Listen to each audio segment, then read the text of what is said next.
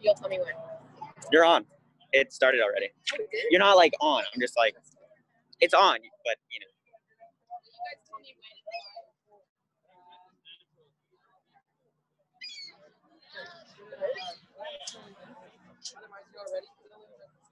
It's done.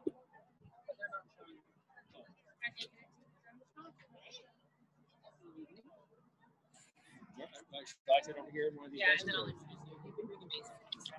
Amazing. I have to stick around. I'm not biased. Swatch to switch out. Oh, they're doing it. Okay, you're going to be live too. We're on. It's live. It's live. It's live. It's probably best to speak louder, you know?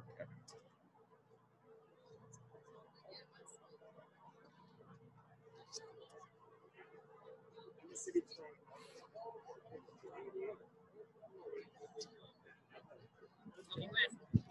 Whenever. Are we good? Jordana? It's on Jordana.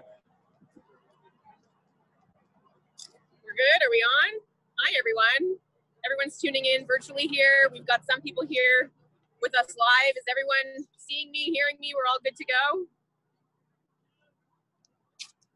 See, it's not the volume. We're good, Jordana? See, the volume. That volume That. is going to have to go to this one. Just figuring out the volume issues here, guys. Want me to use the mic? Hello.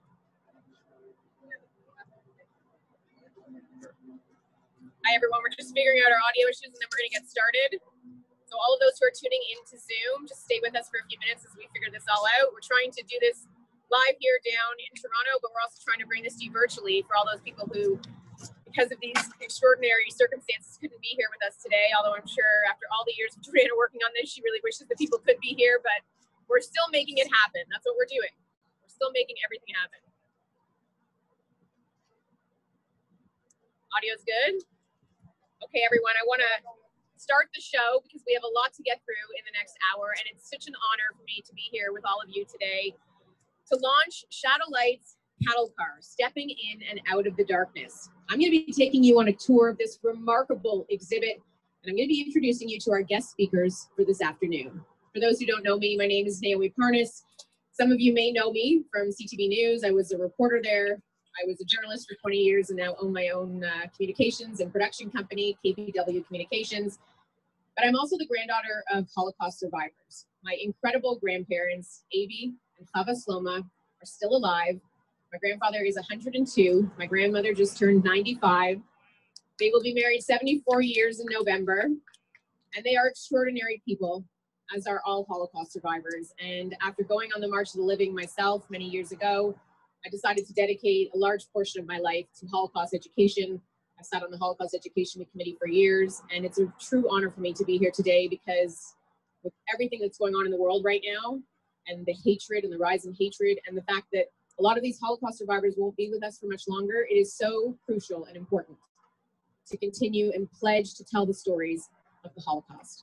So I'm really, really honored to be here today with all of you. It's one of the reasons that the cattle car exhibit is so important.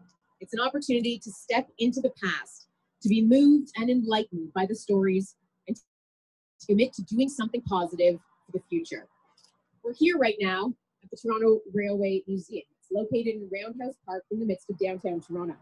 We're surrounded by historical trains that have been a venue for educational programs and publications to broaden people's understanding and appreciation of Toronto's rich railway heritage, heritage that has offered a means of transportation for millions of Canadians across the country and a means of uniting people and communities. But during the Second World War, we all know trains were not necessarily used for such a positive and noble purpose.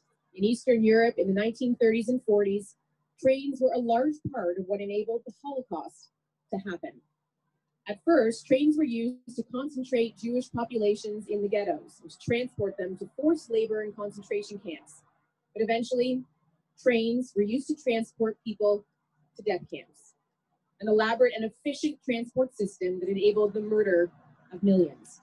Trains similar to this cattle car, replica cattle car that we have here with us today. Holocaust historian Michael Berenbaum has noted that there were 44 parallel railroad tracks leading to Auschwitz. 44. This was an example of transportation used in the worst possible way. Before we talk more about the cattle car, I want to chat with Kelly Burwash. I'm going to find Kelly over here from the Toronto Railway Museum. Kelly, such a pleasure to be here today with you to launch this important exhibit here. Can you talk about why it's important to have the cattle car here amidst everything else? Well, I think because we have trains here, we have different cars, but it's important to tell the stories, not only the positive stories of railway history, but also the not positive stories. It's all true, and it's all stories we need to share. How many people usually come here, and how many people do you expect to be part of this? We usually have, I would say, 200 people a day. Obviously, in COVID, it's a little bit quieter, but we're really hoping we can share this story with as many people as safely possible. Have you been inside yourself? Yes, I have, and I found it a very impactful story, especially because we have a boxcar in our collection that was used for goods. It's very important to realize that this was not what these cars were made for, and the inhumane treatment that they suffered inside the car.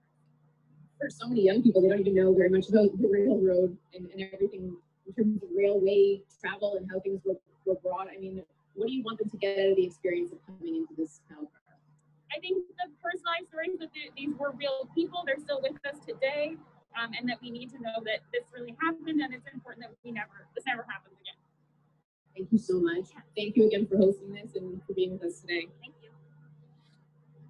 Today, we're here to tap into the stories of a freight car, a train that wasn't even meant to carry people, but rather cattle. If the walls of this cattle car could speak, what would they say? What would they teach us? This cattle car is an opportunity to listen to those voices and to learn from them. We're here today to expand the realm of Holocaust education through new capabilities and immersive experiences like this one. Experiences that will empower students, memorialize the past, and move forward into a brighter future together. I invite you to step inside this exhibit along with me and experience the incredible impact of Shadowlight's cattle car. Please watch this video that documents the journey of this coming here today.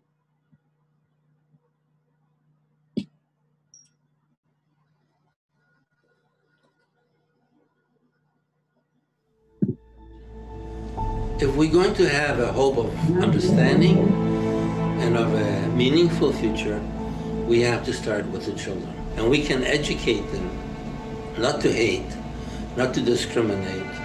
Then we have a chance. If we can educate the young, then hopefully there will be a different world made by those young people.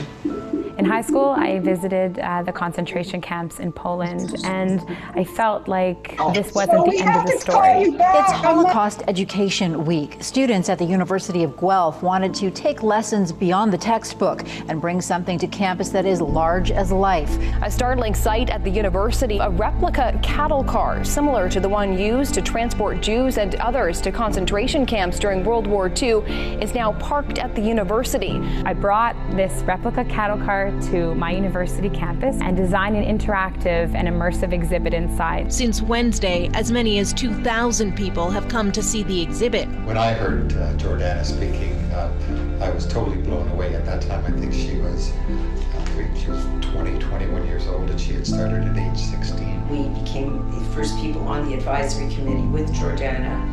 We were donors to the project. The beta testing at Guelph indicated to us how much of a need there is for this education. Initially the plan was a lot simpler. We said, okay, we'll just make one video that we project on one of the walls, but as we were brainstorming and as things developed, we said, hey, what if we projected video on all of the walls? You know, what if we created this fully seamless 360-degree experience that will really resonate with people and leave them something that they can take home. We did some work just with the school boards. I had her come and meet all the history heads in York Region. It was nice to see the response from everybody else of, yes, this is something we would absolutely want. I think we need something new in terms of how do we educate the next generations. Our young people are just constantly bombarded with images, and this is going a step beyond just giving them images. We had actors and we had green screens, we had a big studio set up so we could properly capture what we needed to project into a 360-degree space. We have to remind people of what can happen in the world when good people do nothing, to see it, to experience it, to try and imagine what it was like being there for 3 days and 3 nights. I think there's a lot of different kinds of learners, and especially for a student who might be bored of reading things in a textbook, they need a different kind of education, and this is information that you are a part of.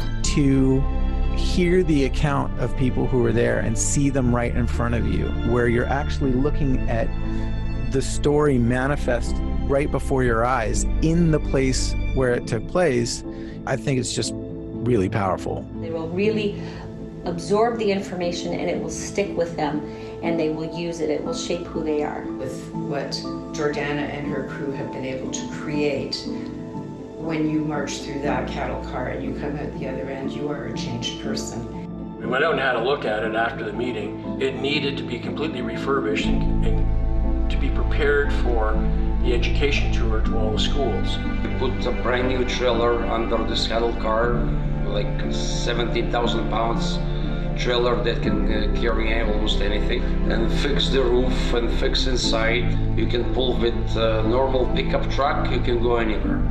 As you can imagine, as the years have gone by, it is harder and harder to take kids on field trips. And teachers are so excited about this idea where we can bring this knowledge, this experience, this field trip to them. And there won't be all those extra costs sort of surrounding of getting the kids somewhere. We actually are going to bring the field trip to the students. So I think that is just a brilliant idea. The Holocaust is fading from recent memory as the years go on, and unfortunately the Holocaust survivors and the people who witnessed the atrocities are diminishing in number.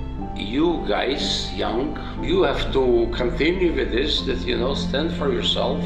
It's your life, it's your children's life that will never happen again. Our goal is not merely to teach, not merely to commemorate. Our goal is to empower. Our goal is to transform. And every single student that we encounter, that they too can make a difference in the lives of thousands. We can't let Holocaust education fall behind. We have to continue innovating in order to inspire, because this education must continue.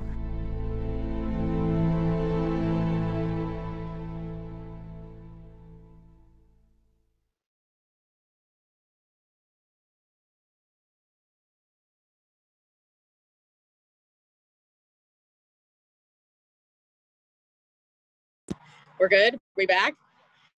It is my pleasure now to introduce Mayor John Tory. Mayor Tory has devoted himself to public service for decades, a true advocate for the city and this province. Hold on one second. It's okay. We're making it happen, people. Hold on one second. You good? Okay. I was saying that Mayor Tory has devoted himself to public service for decades, a true advocate for this city and this province. I want to know how important and inspiring his calm leadership has been during this difficult time as we all try to maneuver through the COVID crisis. It's also important to add that he is a longtime supporter of Holocaust education and an advocate and champion of the Cattle Car Project. Please join me in welcoming Mayor John Tory.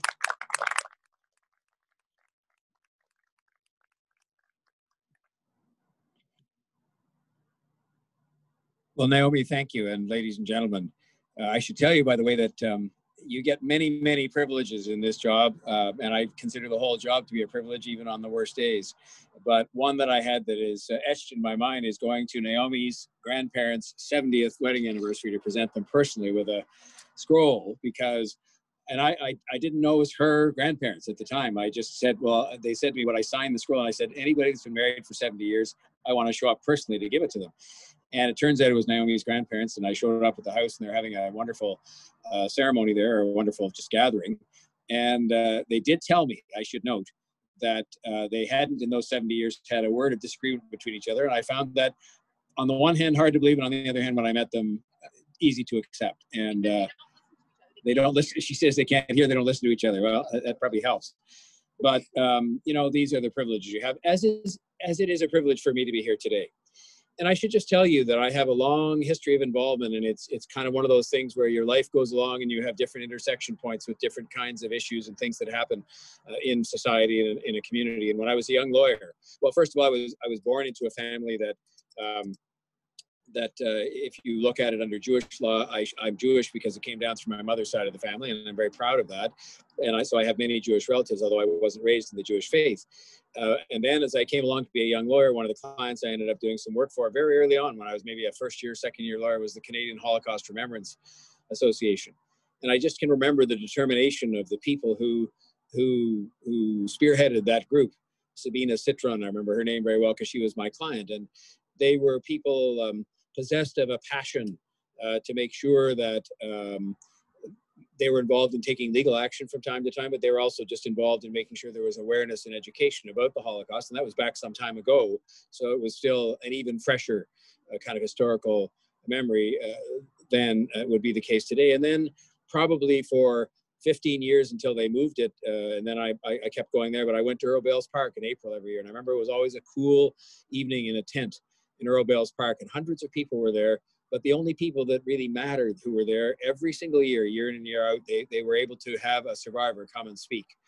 And of course, as we all know, there's nothing like hearing a survivor, somebody who's a witness to history, whose lived experience had involved being through that terrible nightmare, that made it something that was etched in your mind every time you heard one of them speak year after year.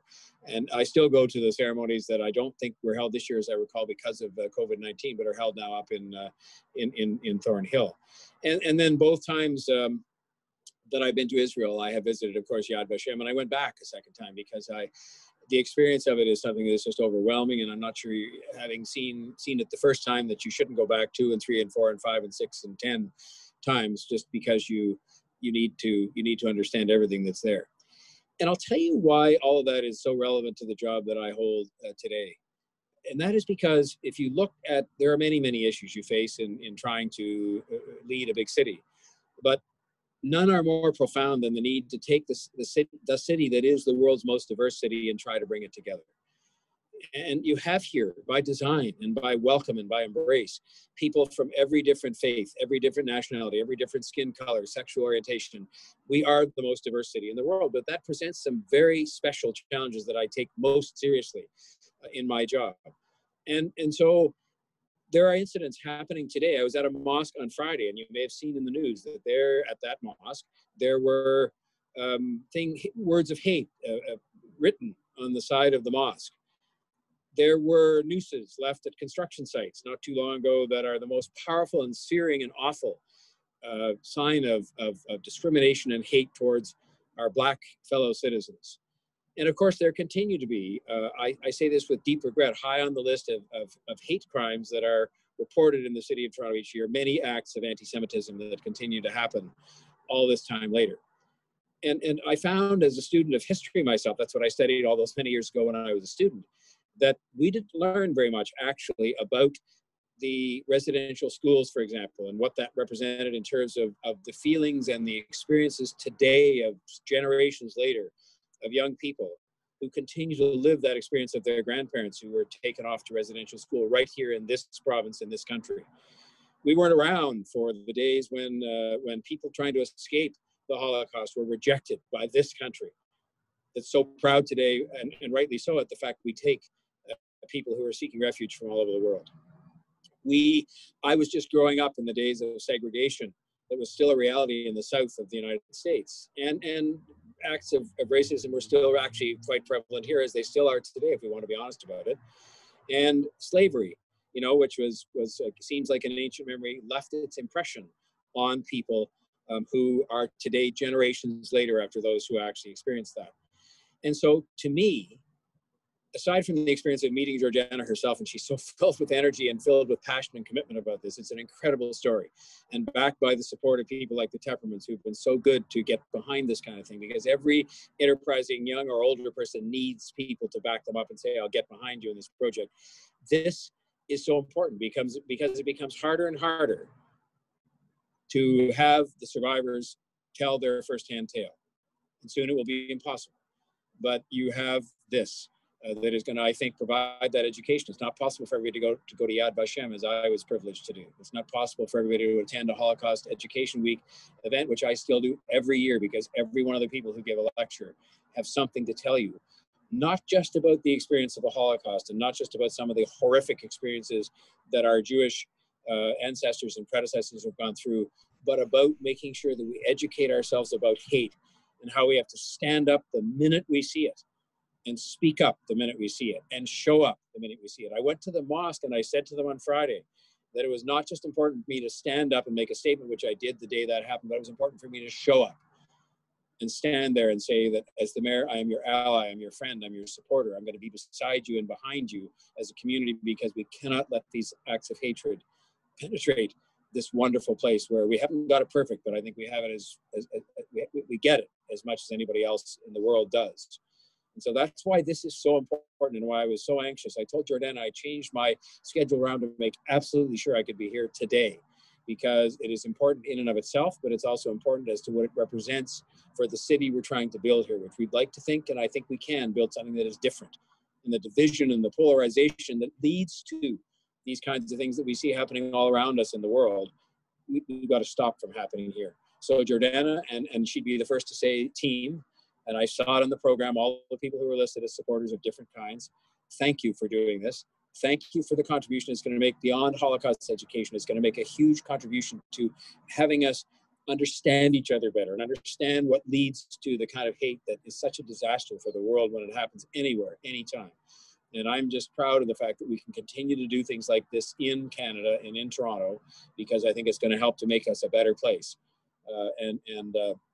So I'm just very pleased to be here for all of those reasons, and I'm sorry to have gone on for so long, but I feel very strongly about this, and I know you do too from the fact you're here. So thank you very much to everybody associated with this.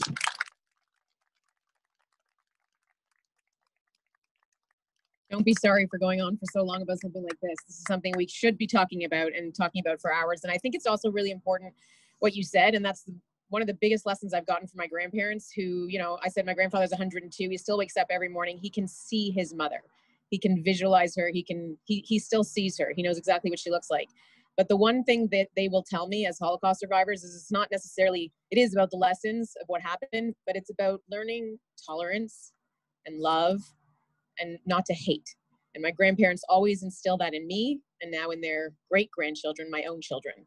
And this is a first step, obviously, in trying to do that for the next generation, because my kids know my grandparents, but I don't know how well they'll remember them. And once they're gone, it'll be their job to carry on their stories. So thank you for that and for saying that.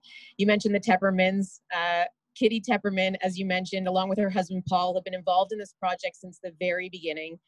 Jordana would say they are her cheerleaders, advisors, and mentors. They've supported her through the ups and downs of creating Shadowlight and the cattle car experience. And in a project of this magnitude, there have certainly been ups and downs. But through it all, they have never let Jordana give up, and they have never stopped believing in her and her goals. Please welcome Kitty Tepperman.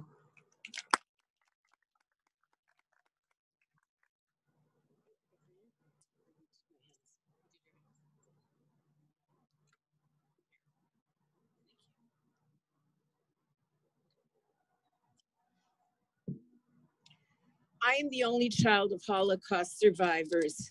I was born in Antwerp, Belgium. My parents are now sadly deceased. My mother, Esther Zwick, and my father, Joseph Peretz, lost everyone, their siblings, parents, grandparents, and 37 family members to the chimneys of Auschwitz. The horrors of the Holocaust shaped my life. It is very important that the memory of the 6 million and the tragedies that occurred during the Holocaust never be forgotten. 40% of North American millennials do not know anything about the Holocaust. 60% have never heard of Auschwitz. There is a great need for immersive interaction education. Jordana Leibowitz is a dreamer, in good company with the likes of Malala and Greta Thunberg, young visionaries with passion. My husband Paul and I met Jordana 2.5 years ago at a March of the Living alumni meeting. When she began to talk about her commitment to Holocaust education and remembrance, we were very impressed. The chemistry was immediate. In the living room of our home, a tiny seed was planted. It germinated, sprouted, and blossomed into the cattle car project here today. It took tireless work and effort. I pray that my family is reunited in heaven and looking down at us today with gratitude that Holocaust education for future generations will continue, and that we all affirm never again.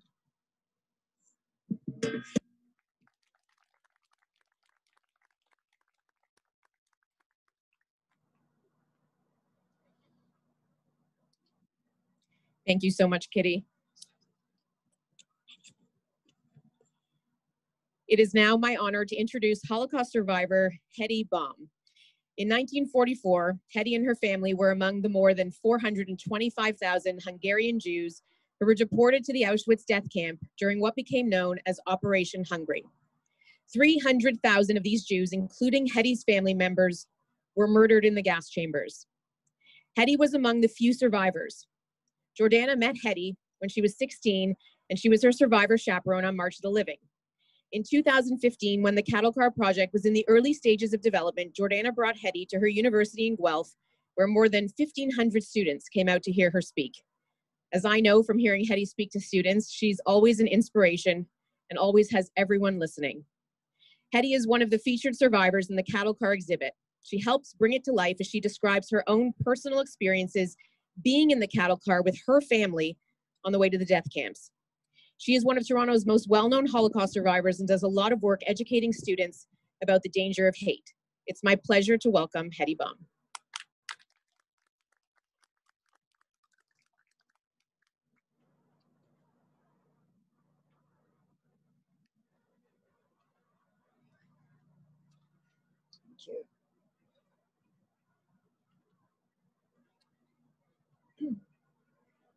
Thank you very much.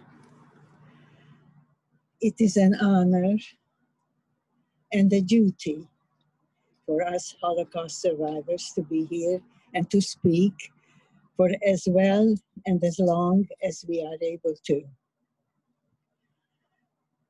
Almost everything that can be said that is relevant about the Holocaust has been said by one or the other of the previous speakers. Yes, everything is important. And this cattle car, where I began my trip to a destination at the time unknown, and which turned out to be the place where I saw my parents for the last time. It's here again to represent, hopefully for the future generations, the horrors that human hate and discrimination can do to another human being. I'm not going to talk about the Holocaust. It's been said, and it's being said over and over again. All I'm going to reiterate is that what I've heard before, we have to learn and teach not to hate. We have to learn and teach to love one another, accept one another, faulty as we are with our weaknesses, and encourage who we can to be the best they can be, to be braver than they ever thought they could be, because it is within us. We just have to believe in ourselves.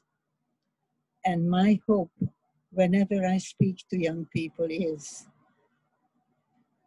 to imbue this power in them, to make them feel that they are able to make a change, that they are bright enough, smart enough to do what needs to be done, to be brave.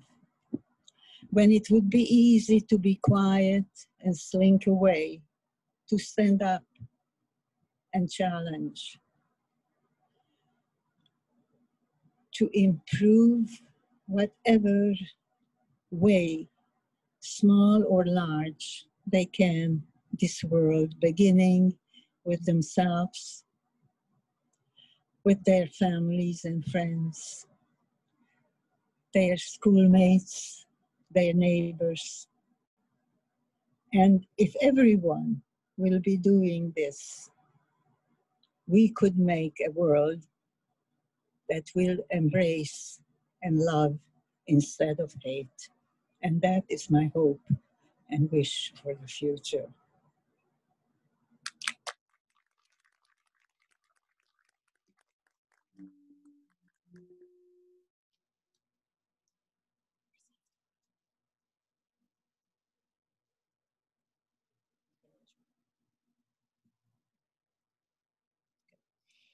It now gives me great pleasure to introduce Jordana Leibowitz, who everyone has heard a little bit about already today.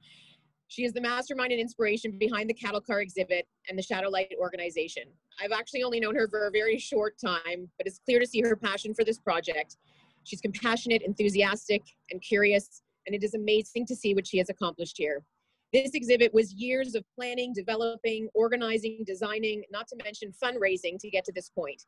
With so many aging survivors passing away, we need more young people like Jordana who will carry on their important stories. Please welcome Jordana Leibowitz.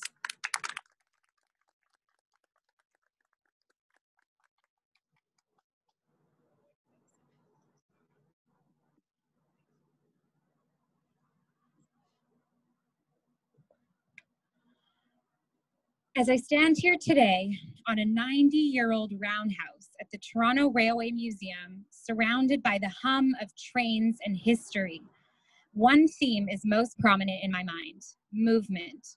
The movement of people, of possibility, of vision, time, and generations. The movement of history and of education aimed at building the future that we are all moving towards. At the age of 16, I remember walking under the gates of Auschwitz like it was yesterday. Below the infamous sign ran the railroad tracks that brought 1.1 million souls to their deaths at this one site alone, including both of Hedy's parents.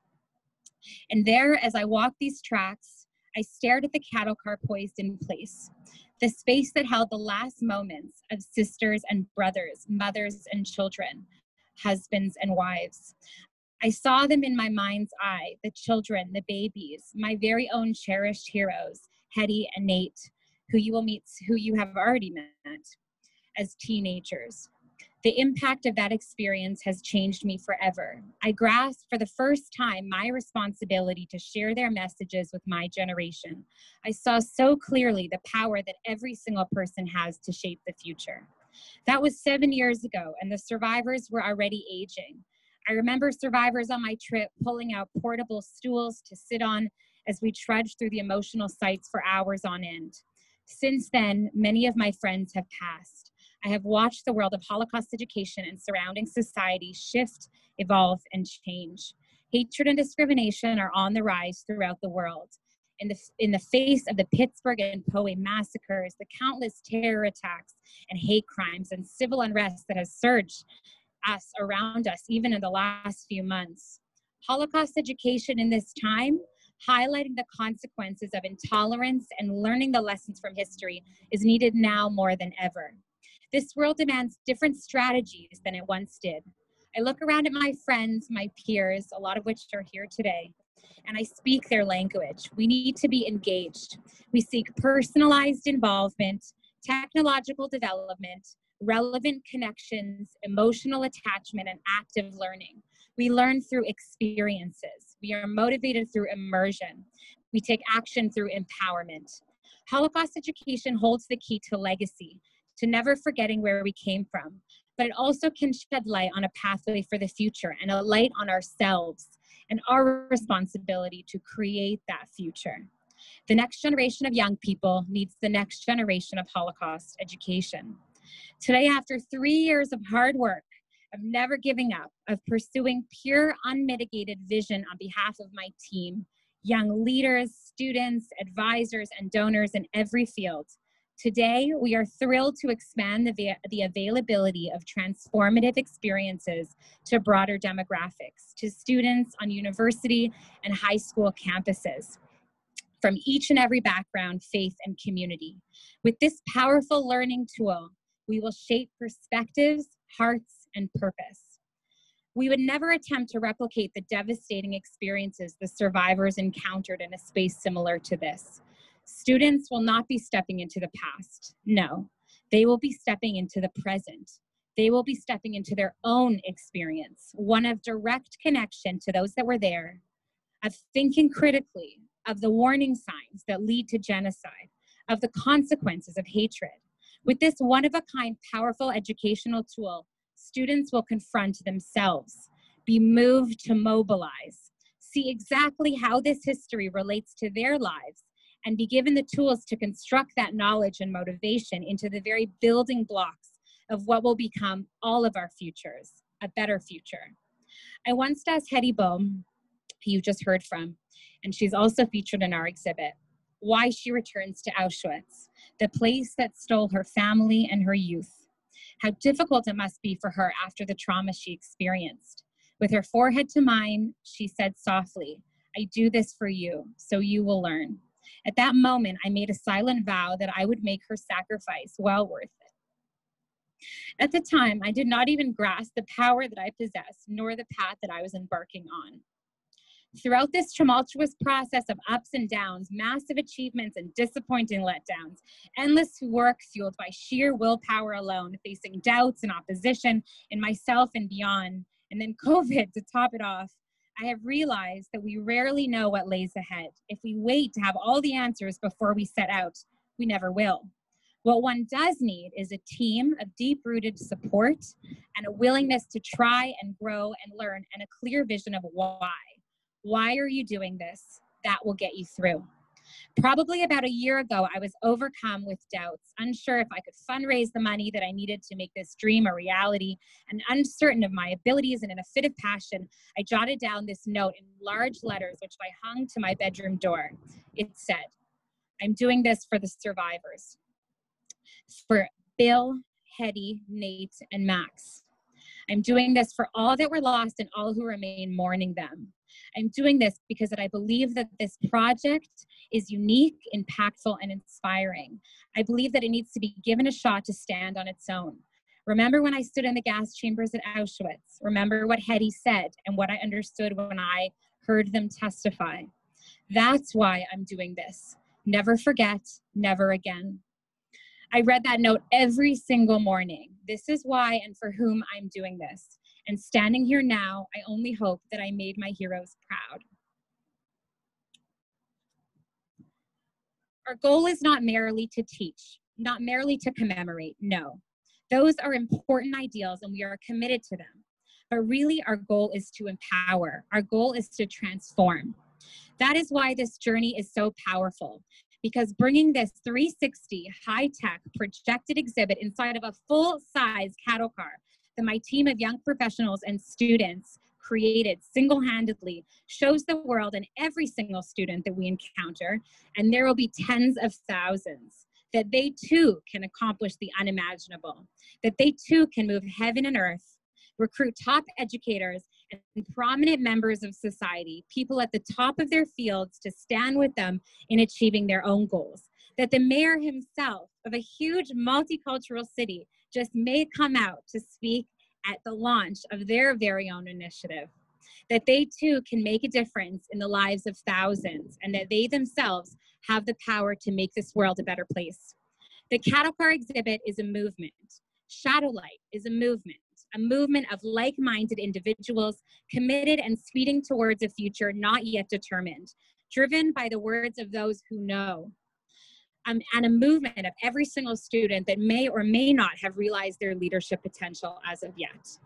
This is what the cattle car stepping in and out of darkness teaches, that we can all be leaders. All we need is vision and support. Hedy and Nate and Andy and Saul and Judy and every single Holocaust survivor, they provide the vision. They know what a world of destruction looks like. It tore their families from their hands, their mothers and fathers. It made them slaves, subhuman, orphans. They have witnessed the consequences of hatred, but the story doesn't end in the gas chambers nor in the cattle car. This is just a symbol of a journey, a connection to their suffering. We continue their stories. And we have proven today and every day that we have been solving problems and never giving up, that we are taking the torch forward. We will spread light amidst the darkness. We will build a better world. Today, we are introducing an immersive experience into the discourse of Holocaust education. We are introducing the newest tool towards mobilizing the next generation to fight hatred, pursue social justice, and make a difference. Just as trains bring people from place to place, we are bringing Holocaust education to the future leaders of tomorrow in a way that will move and motivate them, in a way that they will never forget. And more than anything, we are giving them the tools to apply their own passions and succeed in bringing even a little more light into this world. By creating authentic experiences for students who will be the future of tomorrow, we are speaking to them in their own language and instilling our faith in them. Never again. Never again will there be a generation that will forget the Holocaust. Never again will we stand by and allow hatred to circulate unquestioned. I would like to thank everyone for being a part of this movement. My team of passionate young leaders who astound me every day with their drive and expertise. I assure you the future is in good hands. To my advisors in every field who set aside time in their busy schedules to offer guidance on subjects that they know inside and out. To the donors, the visionaries without whom we would not be standing here today, and especially those listed on the cattle car itself, Carrie Green, the Abraham and Esther Hirsch Foundation, the Gans Family Foundation, Kitty and Paul Tepperman, Arnie and Petty Cater, the Alexander E. Grossman Foundation, the Canadian Forum of Russian-Speaking Jewry, and Greg Nissan. Thank you to the Toronto Railway Museum for hosting us, and Mayor John Tory for coming out to support us. It is always my dream to have you here. Thank you, Naomi Parnas, for hosting this whole event. Thank you for everything you do, John Tory, for making this city a model of cohesive multiculturalism and respect for diversity.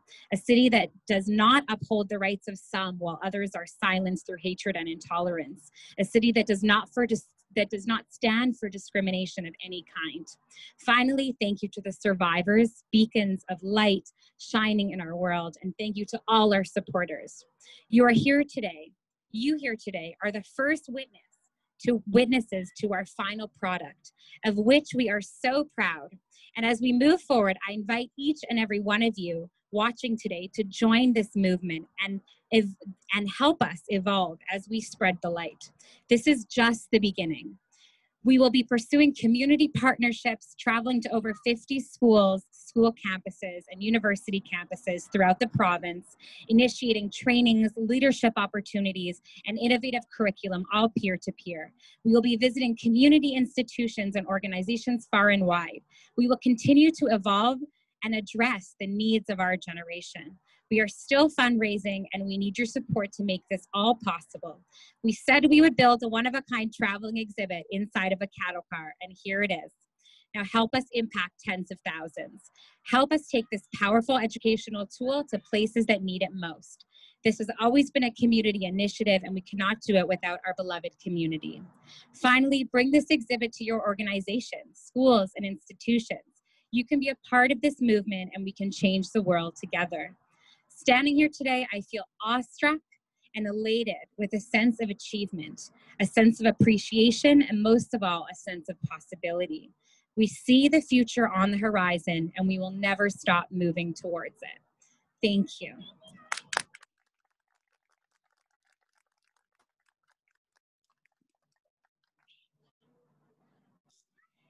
It is now my pleasure to introduce Bob Ray, a Canadian diplomat, lawyer, negotiator, public speaker, and former politician at both the federal and provincial level. His credentials and background are incredibly impressive, and his achievements are too lengthy to list here. He's currently the permanent representative to Canada at the United Nations in New York. Bob is a longtime supporter of Holocaust education and speaks often about anti-Semitism and other instances of discrimination and injustice throughout the world. He and his wife, Arlene Perley-Ray, have supported this project since its inception. Please welcome Bob Ray to the screen.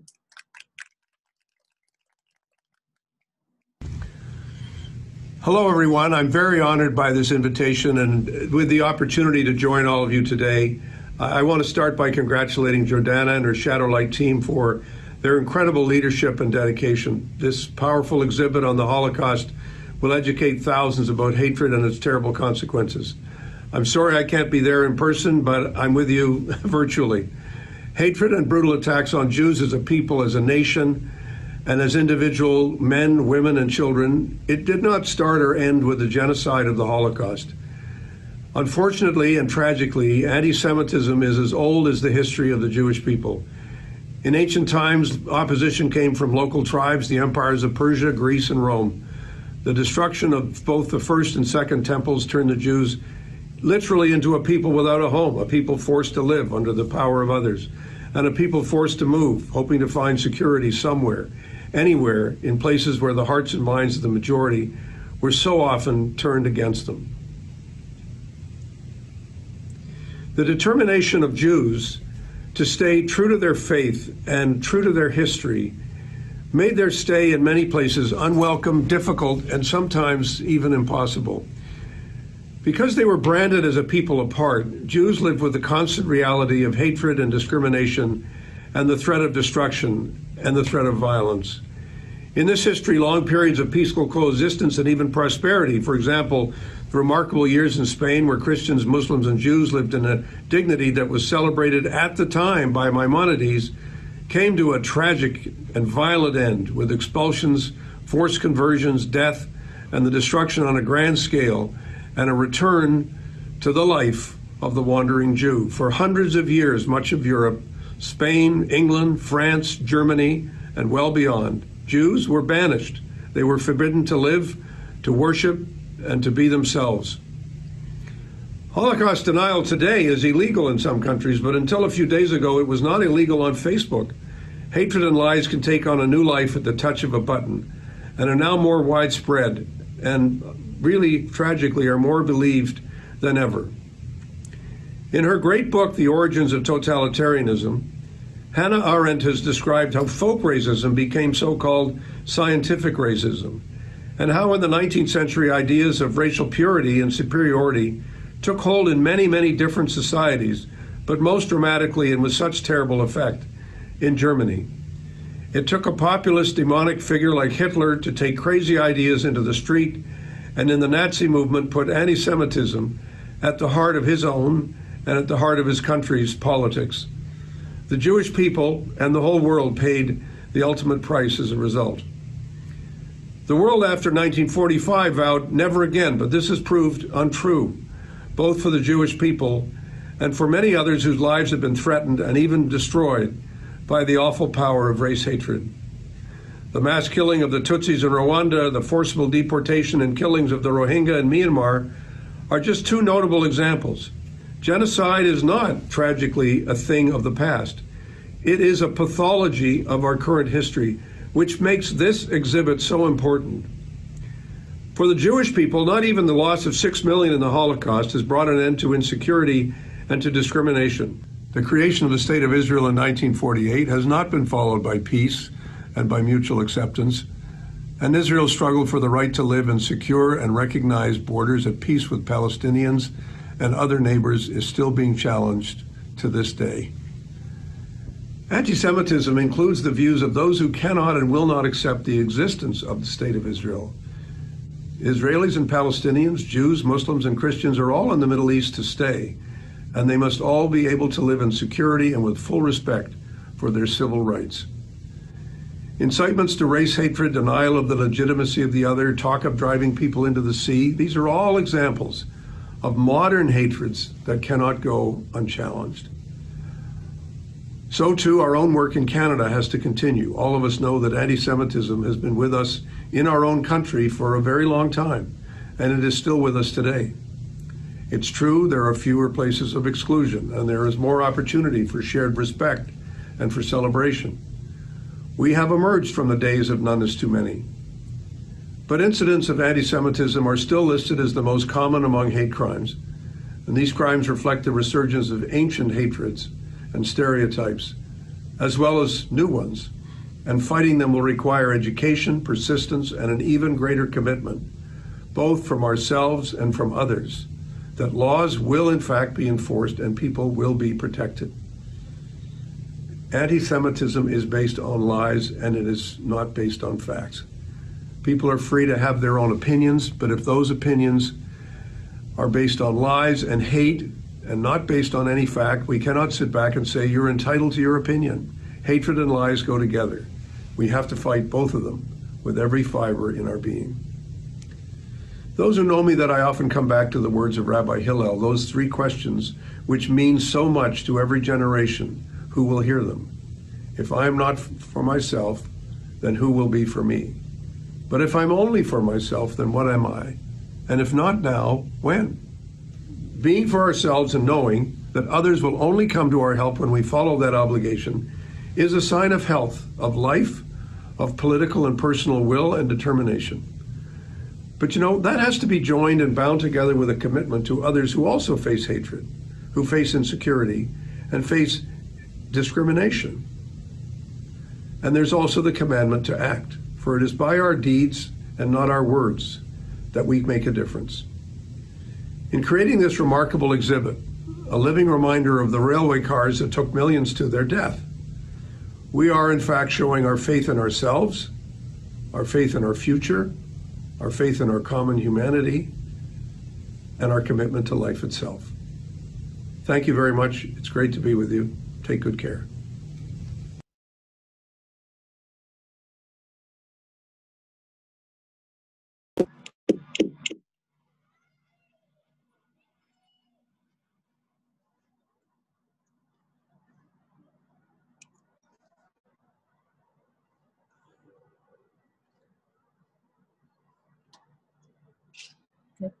Okay. We will now be having a glass breaking ceremony. There's a tradition at Jewish weddings that we break a glass to remember the destruction of the past in order to move forward. Breaking a glass is a symbol of remembrance of the shattered pieces, families, and lives of the past, as well as a symbol of hope, of looking forward to rebuilding and spreading light and celebration. The glass that we're breaking today was painted by the talented team member, Veronica. It has numbers on it to represent the numbers that were tattooed on the arms of Auschwitz prisoners. Jordana and Sagi Kahan Rappaport, who I'm going to introduce in a minute, will break the glass, and visitors are going to have the opportunity to reassemble and glue these broken shards into an art piece that's on display here, to fill in the blank spaces that you see in order to create the word light. We're breaking the glass to symbolize opening up a new frontier of Holocaust education for future generations. Before we do that, I'd like to introduce Sagi Kahan Rappaport to say a few words. Sagi is the creative director of Shadowlight. Hold on a second, paper. It's important to know that Sagi was the very first person whom Jordana approached with her ideas about this project, and Sagi signed on in a heartbeat. He's been solving complex problems every day since then, including today with the microphone going from virtual to live. This exhibit would not be here without Sagi's vision, innovation, and sheer brilliance. Please join me in acknowledging Sagi and welcome him to say a few words before they break the glass.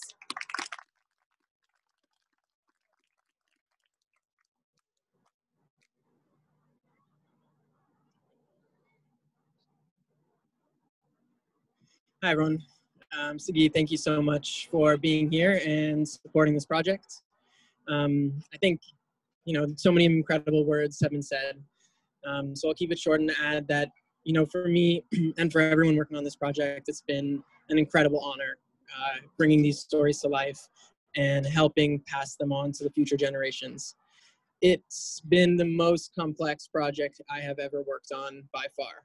On a personal level, dealing with this content, every single day, working at my computer, trying to give it the respect and trying to create something that, is as good as it deserves. That's, been incredibly difficult. And from a spiritual level, the weight of the memories that the survivors are passing on it's been at the top of my mind every single day I've been working on it, which I can't even count how many at this point. And from a technical level, it's been a project where I've learned so much, you know, been challenged so much, putting it together, designing it, thinking about it mentally, and then finally seeing it on the walls. And there are so many people who help me help us do this together.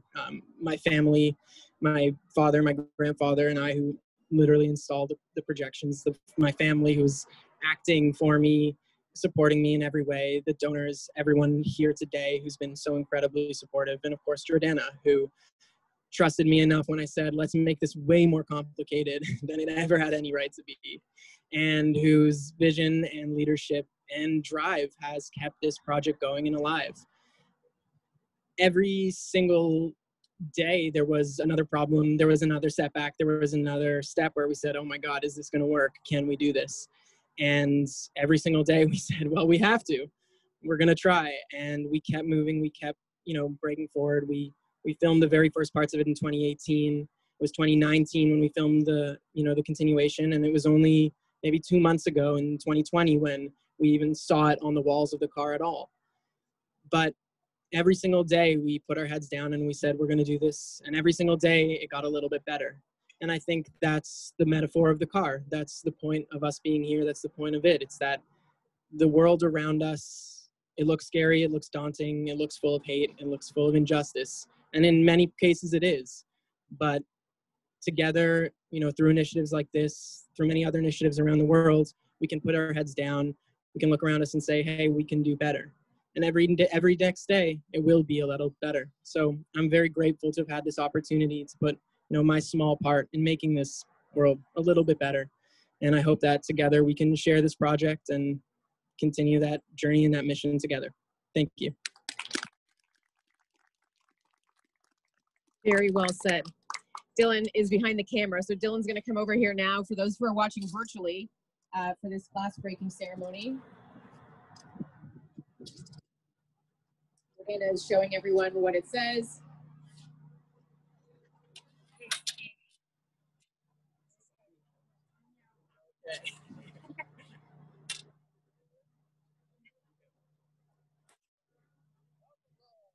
Thank you. Are you going to break a little or no? Okay, sure.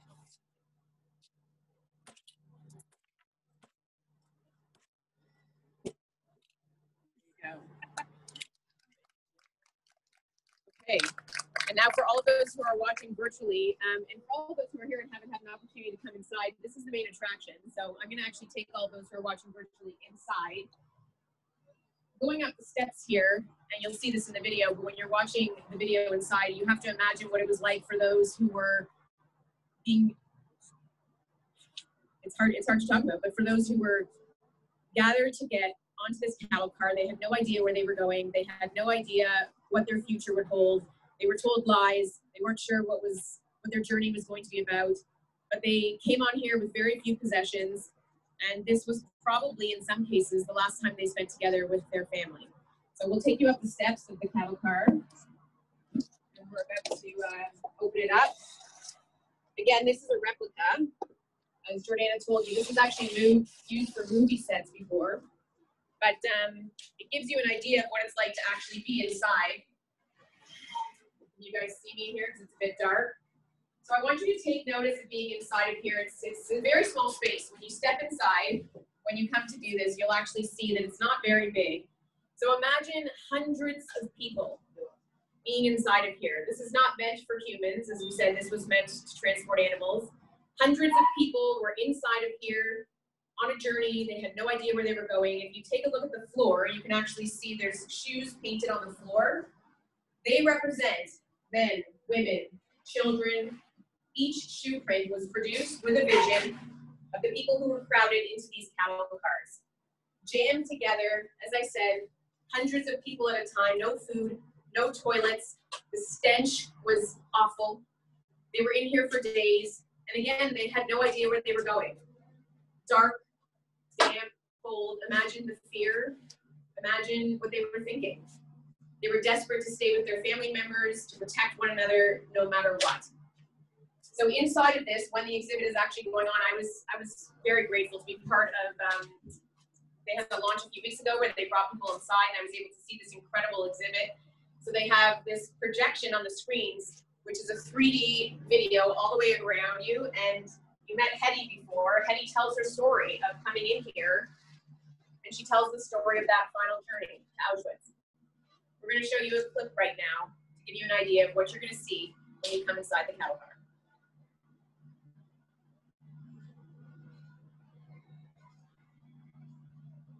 Sorry. It's coming. I need 2 minutes. He's just setting it up. So again, and the mayor's here. I mean, you haven't seen the actual projection yet, but you will. But what does it feel like for you standing inside of here right now? Well, thanks to your vivid description. I mean, you know, you can't, and the footprints help a lot. You can see the people right here jammed in, I mean, and they were in unspeakable conditions on top of the fact that people were crowded. It is a cattle car. It's a cattle car they put in, and they didn't know. I'm sure there was a huge sense of fear that added to everything else, you know, as to where they were going. And so I think even just walking in the cattle car before you even see the video is going to be an extraordinary experience that they should have. And just seeing these footprints, it's like the stars at the Holocaust Museum in Israel, where you see all the stars representing all the people who died. It creates a very powerful image, like just to see these footprints on the floor.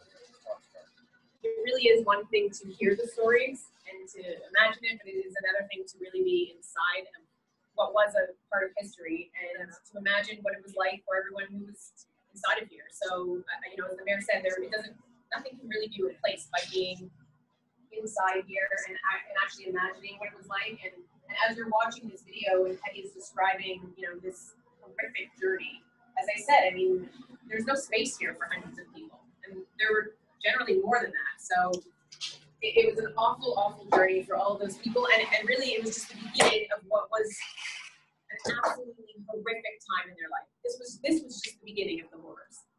So I think that video is ready, and we're going to show you that video right now. It's not ready? It is. No. Yeah.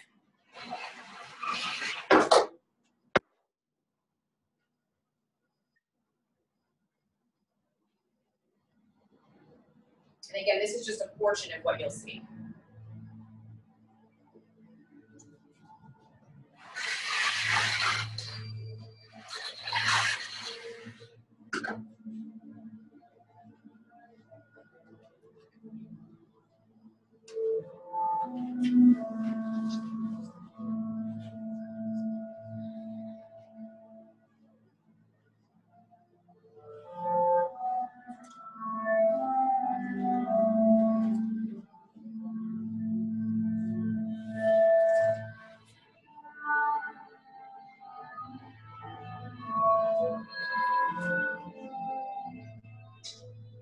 I was 15 going on 5. All my life I grew up thinking the world and its people were good. We lived a life that felt safe and secure. The government propaganda kept us quiet and obedient by promising us that at worst we will be taken to the border or near the border where we would be working till the end of the war and then repatriated after the war back to our homes. We had a choice to believe the government or the rumors that were unimaginably horrible, unbelievable. My father, who was a soldier in the First World War in the Hungarian army, was so proud that he fought for his country, and he believed deeply that the Hungarian government would never abandon his Jewish citizens. And how terribly wrong he was. Now you are here, a prisoner. No trial, no sentence. You're condemned to death just because you're Jewish. And the boxcar plays heavily in my mind, because that's the transition from being a human being to becoming a number of which they could dispose at their own will.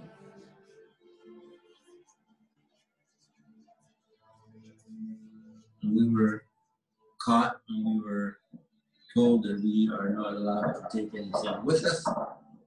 And we marched off through the streets of Soslavets, Radula to Glenjin station.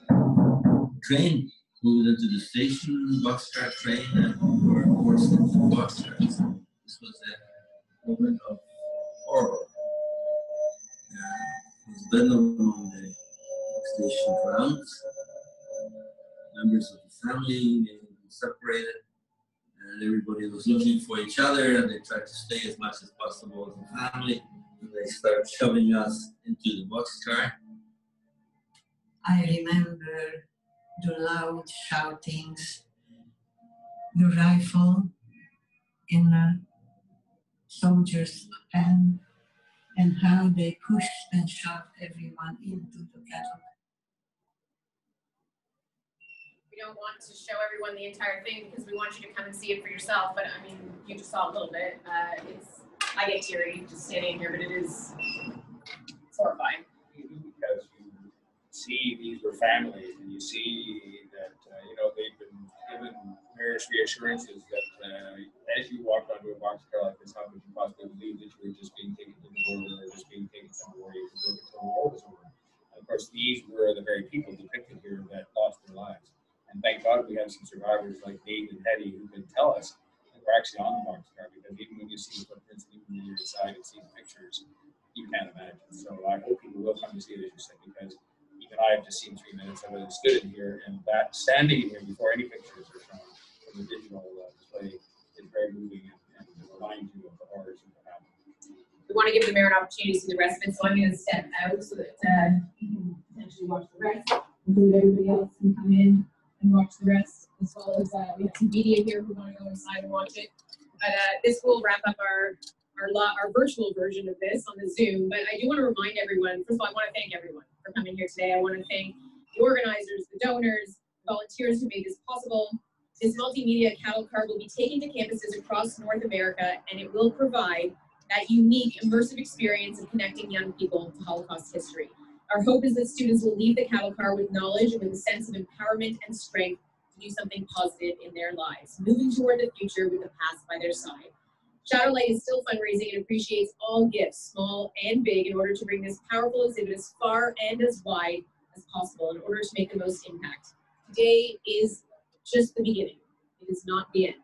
Shadowlight will be hosting its next showing in November. A link will be sent out to book a tour.